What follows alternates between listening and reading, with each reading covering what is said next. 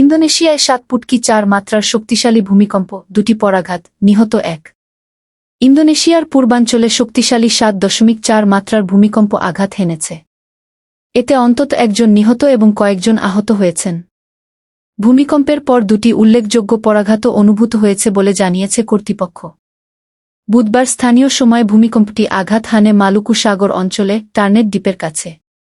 শক্তিশালী কম্পনে আশপাশের কয়েকটি এলাকায় ভবন ক্ষতিগ্রস্ত হয়েছে এবং অনেক মানুষ আতঙ্কে ঘরবাড়ি ছেড়ে বাইরে বেরিয়ে আসে। কর্তৃপক্ষ জানিয়েছে, উত্তর সুলাওয়েসির একটি ভবন ধসে পড়লে 70 বছর বয়সী এক নারী নিহত হন। আহত কয়েকজনকে স্থানীয় হাসপাতালে চিকিৎসা দেওয়া হচ্ছে। প্রাথমিকভাবে ভূমিকম্পের পর সুনামির সতর্কতা জারি করা হলেও পরে পরিস্থিতি পর্যালোচনা করে তা তুলে নেওয়া হয়।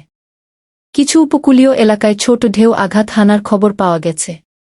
ইন্দোনেশিয়া ভূমিকম্পপ্রবণ অঞ্চল প্যাসিফিক রিং অব ফায়ারে অবস্থিত হওয়ায় দেশটিতে প্রায়ই শক্তিশালী ভূমিকম্প অনুভূত হয়। কর্তৃপক্ষ ক্ষতিগ্রস্ত এলাকাগুলোতে পরিস্থিতি পর্যবেক্ষণ করছে এবং মানুষকে সতর্ক থাকার পরামর্শ দিয়েছে।